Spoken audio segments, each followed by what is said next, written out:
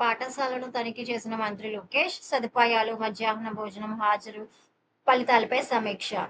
ఇది కడప జిల్లా 15వ తారీఖున జరిగిన సంఘటన అండి. కడప జిల్లా పర్యటనలో భాగంగా విద్యా, ఐటీ శాఖల మంత్రి నారా లోకేష్ బుధవారం ప్రొద్దుటూరు మండలం దొరసానిపల్లి జెడ్పీ ఉన్నత పాఠశాలలను ఆకస్మికంగా తనిఖీ చేశారు. పాఠశాలలో మౌలిక సదుపాయాలు, విద్యార్థుల అభ్యాసన ఫలితాలు, హాజరు, మధ్యాహ్న భోజనం, నాణ్యత, లెర్నింగ్ అవుట్కమ్స్ వంటి అంశాలను సమీక్షించారు. ముందుగా 10వ తరగతి విద్యార్థులతో మాట్లాడిన మంత్రి సర్వేపల్లి రాధాకృష్ణ విద్యార్థి మిత్ర కిట్ల నాణ్యతపై ఆరా తీశారు. విద్యతో పాటు శారీరక వ్యాయామం కూడా అవసరమని సూచించారు. అంతర్జాతీయ పరిణామాలపై అవగాహన పెంపొందించుకోవాలని చెబుతూ ఇరాన్, అమెరికా యుద్ధాన్ని ఎంతమంది గమనిస్తున్నారని విద్యార్థులను ప్రశ్నించారు. ఈ సందర్భంగా విద్యార్థులను ఉద్దేశించి మంత్రి లోకేష్ మాట్లాడుతూ, మీకు మార్కులు రాకపోతే నా మార్కులు పోతాయి, నా భవిష్యత్తు మీపై ఆధారపడి ఉంది అని వ్యాఖ్యానించారు.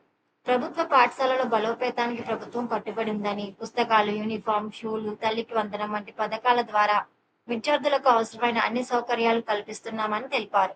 మధ్యాహ్న భోజనం నాణ్యతపై విద్యార్థులను ప్రశ్నించగా భోజనం బాగుందని వారు వెల్లడించారు.